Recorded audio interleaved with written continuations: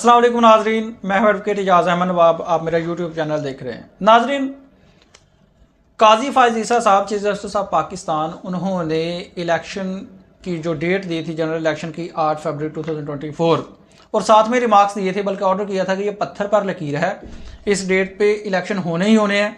साबका chief justice Islamabad high court justice Athar Minallah sahab ने कहा था कि हमें अपने ऑर्डर पर अमल करवाना आता है।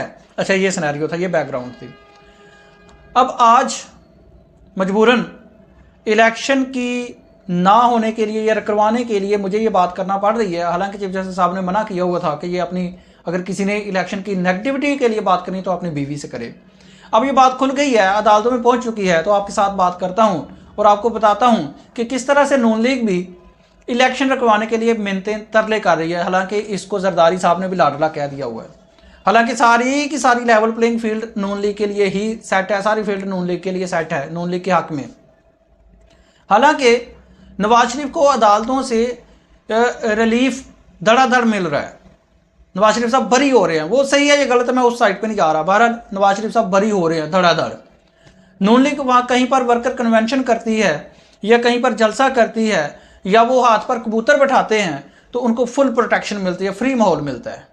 उसके बावजूद भी नून लीग अदालतों में इलेक्शन रखवाने के लिए पहुंच चुकी है। इस पर बात करते हैं और साथ ही साथ मैं आपको यह भी बताता हूं कि इसके अलावा इस्लामाबाद हाई कोर्ट में जो पिटीशन फाइल हुई है उसका फेट क्या है, वो क्यों फाइल हुई है और क्या वो बनती भी है या नहीं। इसके अलावा उस शहरी के पास कौन कौन सी ऑप्शंस हैं वो भी मैंने आपके साथ शेयर करनी है। लेकिन इस सभी की सभी जो एप्लीकेशन आ रही हैं इलेक्शन रखवाया जाए, उसमें एक रुकावट भी है चीफ जस्टिस काजी फ़ाइज़ ईसा साहब के ऑर्डर के अलावा, और वो ये है कि पेशावर हाई कोर्ट में एक एप्लीकेशन पेंडिंग है कि इलेक्शन शेड्यूल जारी किया जाए। और पेशावर हाई कोर्ट ने ये ऑर्डर भी किया हो कि इलेक्शन शेड्यूल तलब किया हो इलेक्शन कमीशन ऑफ पाकिस्तान से। इन दोनों का तसादम अगर हो जाता है तो क्या हाल निकलेगा, ये भी आपके साथ शेयर करते हैं।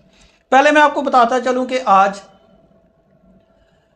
अतात तारड़ साहब और उनके वालिद साहब जो हैं आज़म नज़ीर तारड़ साहब का वज़ीर कानून, उन्होंने लाहौर हाई कोर्ट में एक एप्लीकेशन फाइल की, रिट पिटीशन फाइल की, और जो हल्का है हाफिजाबाद का और एक लाहौर का, इनकी हल्का बंदियाँ चैलेंज की। और उसमें मौक़िफ़ ये अपनाया कि ये जो हल्का बंदियाँ हैं, एक हल्के की आबादी थोड़ी है, उसमें उसको ज़्यादा कर दिया है, दूसरे की ज़्यादा है, उसको कम कर दिया है, एरिया इधर उधर कर दिया है और सियासी फ़ायदा पहुँचाने के लिए।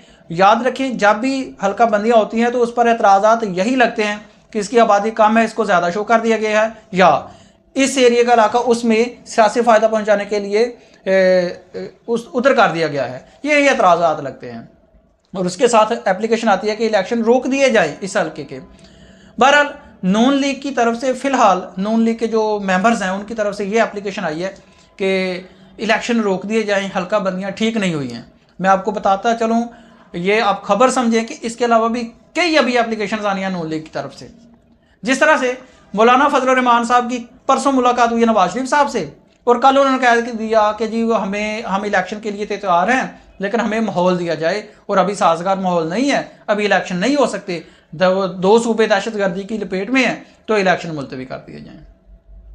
उसके अलावा पहले भी कई एप्लीकेशन आ चुकी हैं कि इलेक्शन मुलतवी कर दिए जाएँ, दहशतगर्दी है, और कभी कहते हैं कि जो हल्का बंदियाँ वो सही नहीं हुई है, कभी कहते हैं कि सर्दी है। ये सारे के सारे सिलसिले चलते आ रहे हैं कि इलेक्शन मुलतवी कर दिए जाएँ। मुझे इस बात पर थोड़ी सी तशवीश है कि चीफ जस्टिस ऑफ पाकिस्तान, जिन्होंने कहा था कि अगर किसी ने, और पैमरा को बल्कि स्पेशल ये भी ऑर्डर था कि बाकायदा ये सर्कुलर जारी किया जाए कि कोई इलेक्शन के बारे में बात ना करे, और ये पटिशन्स भी होती रहीं, प्रोग्रामों में बातें भी होती रहीं कि इलेक्शन नहीं हो रहा, लेकिन सुप्रीम कोर्ट ऑफ पाकिस्तान ने इस पर कोई एक्शन नहीं लिया। तौहीन सुप्रीम कोर्ट ऑफ पाकिस्तान का हालांकि होना चाहिए था। बहरहाल अब आ जाते हैं एक जो मुनफरद एप्लीकेशन हुई है। ये तो सारी पॉलिटिकल एप्लीकेशंस नजर आ रही थी पॉलिटिकल पार्टीज की तरफ से। अब एक शहरी ने एप्लीकेशन फाइल की है इस्लामाबाद हाई कोर्ट में। उसका मौक़िफ़ क्या है, जिसका मैंने कहा था शुरू में कि इसके अलावा कई ऑप्शंस मौजूद हैं, वो मौक़िफ़ क्या है? वो मौक़िफ़ ये है कि इलेक्शन शेड्यूल रखवाने वाले शहरी की दरख्वास्त मुल्क भर में अफगान बाशिंदों को मुल्क से वापस अफगानिस्तान जाने का हुक्म दिया गया। इंकशाफ हुआ है कि मुल्क भर में कसीर तादाद में जाली शनाख्ती कार्ड अफगानियों को जारी हुए। अफगान बाशिंदों को जाली शनाख्ती कार्ड्स पर वोट भी कसीर तादाद में बन चुके। इस तनाज़र में इलेक्शन कमीशन को इलेक्टोरल रोल पर नजरसानी का हुक्म दिया जाए और नादरा को हुक्म दिया जाए कि कसीर तादाद में जिन अफगान बाशिंदों ने फ्रॉड से शनाख्ती कार्ड बनाए ब्लॉक करके वोट डिलीट कराएं, नादरा को हुक्म दिया जाए कि वो जाली शनाख्ती कार्ड डिलीट करके इलेक्शन कमीशन को आगाह करे। पटिशन के ज़ेर अल्तवा होते हुए इलेक्शन कमीशन को शेड्यूल जारी करने से रोका जाए, क्योंकि इलेक्शन शेड्यूल जारी करने की लास्ट डेट है 13 दिसंबर। 8 फरवरी से कम 54 दिन पहले इलेक्शन शेड्यूल जारी करना है, उसकी लास्ट डेट है 13 दिसंबर।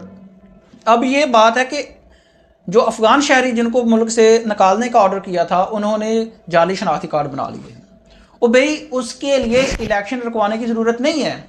उसके लिए जो फोरम बनता है वो ये बनता है कि नादरा के पास जाएं, निशानदेही करें कि ये अफगान शहरी है, ये अफगान शहरी है, उसके शनाख्ती कार्ड मनसूख कराएं। जब उसके शनाख्ती कार्ड मनसूख हो जाएंगे तो वो अगर उसकी नादरा की फहरिस्त में अगर वो है भी है उसका वोट, तो जब उसका आईडी कार्ड मनसूख हो चुका होगा तो वो वोट कास्ट नहीं कर सकेगा।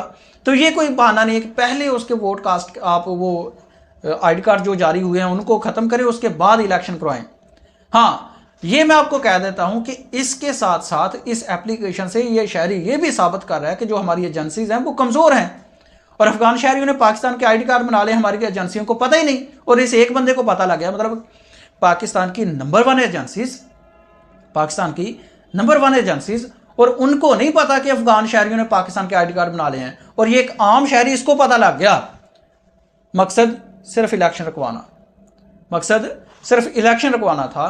तो ये थे इसके अलावा हल कि आप जाएं नादरा के पास, उनको निशानदेही करें कि ये फलां फलां फलां फलां बंदा जो अफगान शहरी है, इसके आपने आईडी कार्ड जारी किए हुए हैं, इनको मनसूख कर दिया जाए।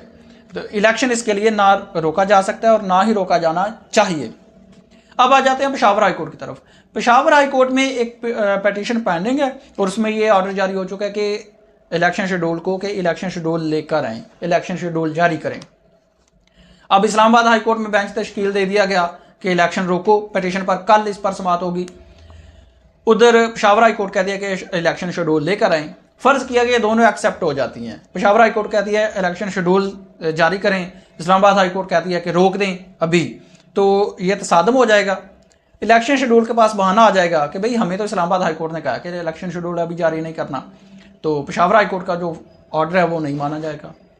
इस सूरत में फिर से जाएंगे चीफ जस्टिस काजी फायज़ ईसा साहब के पास और चीफ जस्टिस काजी फायज़ ईसा साहब इसका फैसला करेंगे। लेकिन याद रखें दिन बहुत कम है, दिन है सिर्फ, आज कितनी तारीख है जी 6, और 13 तारीख है लास्ट इलेक्शन शेड्यूल जारी करने की। 8 फरवरी के लिए सबसे बड़ा इम्तिहान शुरू हो चुका है काजी फायज़ ईसा साहब के लिए। इसके बाद भी इलेक्शन रखवाने के लिए बहुत सारी कोशिश हो रही है, लेकिन काजी साहब का बिल्कुल इस वक्त इम्तिहान है। और काजी साहब ने, जस्टिस अतर मैनुल्लाह साहब ने जो बात की है कि हमें अपने ऑर्डर पर अमल करवाना आता है, और जिन्होंने इलेक्शन को डिले किया है, शहरी उनके खिलाफ केस कर सकते हैं, वो जवाबदेह हैं, वो सारी की सारी बातें। और अब जो हालात हैं जो पिछले 1.5 साल में हुआ है, वो अब चीफ जस्टिस काजी फायज़ ईसा साहब पर वो सारा का सारा वज़न आ चुका है कि वो इलेक्शन करवाते हैं, अवाम को उनका जमहूरी बुनियादी हक दिलवा पाते हैं या नहीं। बहरहाल इंतखाबात की निगरानी के लिए जुडिशल अफसरान की तैनाती से मुतल्लिक दरखास्त की समाअत के दौरान कायम मकाम chief justice Sindh high court Akeel Ahmed Abbas का PTI के वकील को दिलासा, परेशान ना हो, अल्लाह मालिक है, ये वक्त भी गुजर जाएगा। ये कुछ दिन पहले की बात ये भी सुन लें कि सिंध में PTI ने एक केस किया था कि जो इलेक्शंस हैं वो जुडिशल अफसरान की निगरानी में किए जाएँ।